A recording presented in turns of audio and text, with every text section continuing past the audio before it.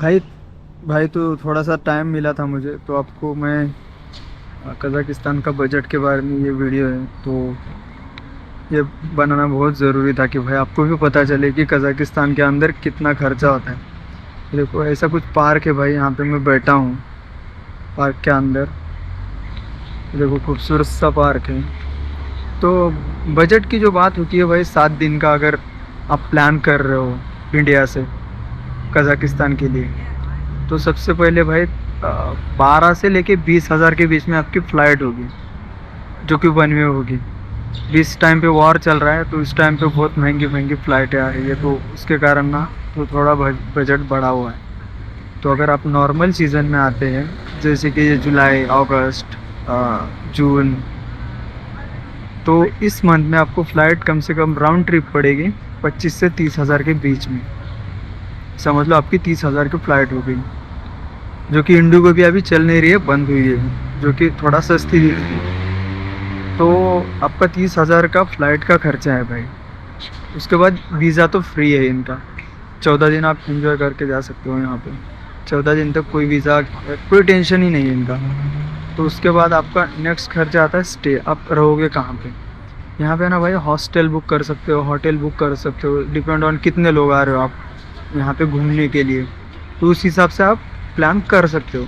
अगर हॉस्टल की मैं बात करूँ तो 500 से 800 के बीच में एक नॉर्मल सा हॉस्टल एक बंदे के लिए ज़बरदस्त है, मिल जाता है। मतलब अच्छी खासी लोकेशन पे अच्छे खासा स्टे मिल जाता है 800 रुपये के आसपास तक।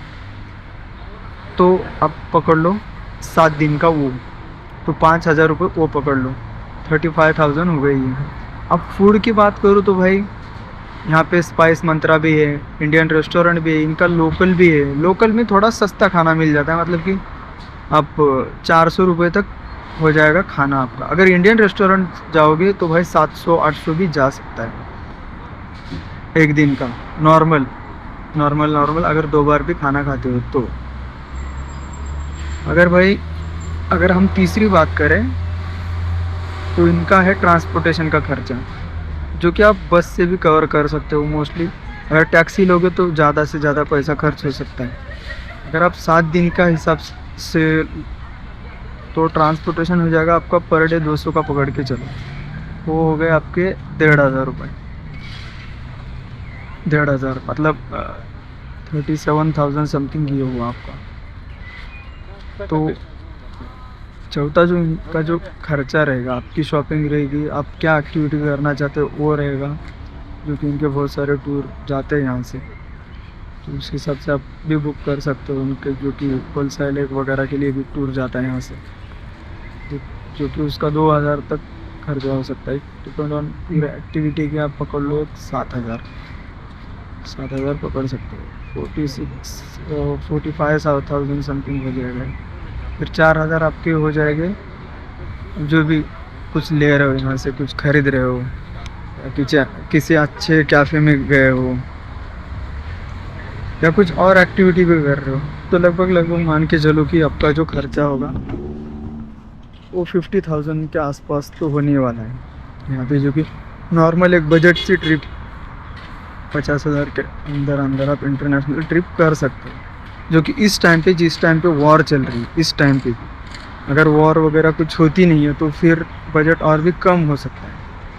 क्योंकि देखो भाई, आप यहाँ पे आओगे, ये ठंडी वाले इलाके है, काउ सर्फिंग भी बंद है यहाँ पे ना। मोस्टली लोग ऐसे काउ सर्फिंग बंद ही कर रखा है यहाँ पे। टूरिस्टिक सिटी बन रही है, जैसे कि आलमाटी हो, आस्ताना हो, और जैसे कि बाकी सिमकेंत हो। यहाँ पे हॉस्टल ही अच्छा खासा 700-800 में मिल जाएगा। उनके भरोसे भाई मत रहना कि मुझे कोई होस्ट करेगा, मैं इधर सो जाऊंगा उधर सो जाऊंगा। भाई कुछ नहीं होता ये, वो बस दिखावा है, वो दिखाने के लिए बोलते रहते हैं ये लोग।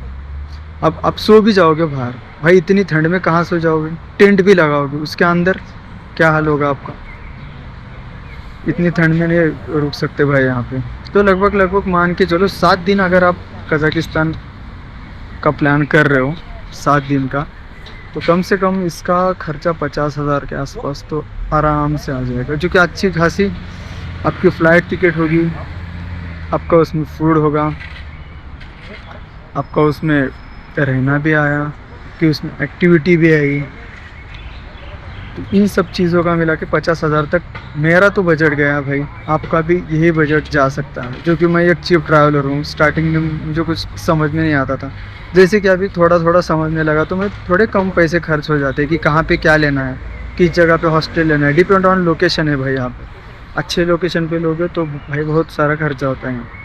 अगर थोड़ा नॉर्मल सा लोकेशन देखोगे तो यहाँ पे थोड़ा खर्चा कम बैठता है। अब नहीं, अगर आपको होटल में भी नहीं जाना है तो भाई कुछ ऐसी चीज़ें लेके आ सकते हो इंडिया से, यहाँ यहाँ पे ख़रीद के हॉस्टल में भी बना सकते हो। ये भी ज़बरदस्त हो सकता है, आपके और पैसे कम हो जाएंगे।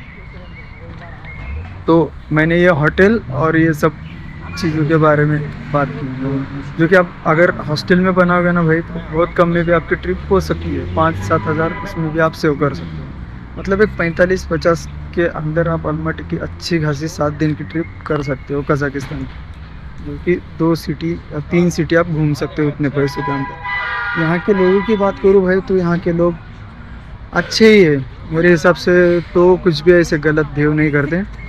हाँ, इग्नोर करते, अपन भी इग्नोर करो। ये बिज़ी लोग रहते, तो इतना ज़्यादा अपने इंडिया जैसा नहीं है कि यहाँ पे कोई किससे बात करे, कोई किसकी तरफ देखे। ये सब चीज़ें इनके दिमाग में नहीं चलती है। बस इनका फोकस रहता है कि इनका जो काम है वही करते हैं लोग। अगर लड़कियों की मैं बात करूँ, बहुत खूबसूरत लड़कियाँ, और लड़कियों की तादाद यहाँ पे सबसे ज़्यादा है। लड़के अगर कम से कम 7 रहेंगे तो लड़कियाँ 10 रहेगी, इतना डिफरेंट है इनका। और लड़कियाँ भी फ्रेंडली है, ऐसा कुछ नहीं। आप आओ, अच्छे से एंजॉय करो, ठीक से बात करो, वो भी ठीक से बात करेगी। हाँ, ऐसे कुछ गलत बात मत करो कि उनसे उनको भी बुरा लगे और आपके देश का नाम भी खराब हो सके।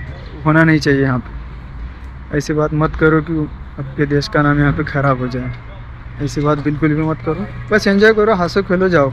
और उनके दिल में ऐसी कोई ये नहीं रहता कि लव हो जाएगा, ये हो जाएगा, वो हो जाएगा। ऐसी कोई भी चीज़ नहीं है उनके दिल में। बस वो बात करते, आप भी बात कर सकते हो बस। तो आपका जो बजट रहेगा 45 to 50,000 के बीच में आप 7 दिन यहाँ पे ट्रैवल कर सकते हो।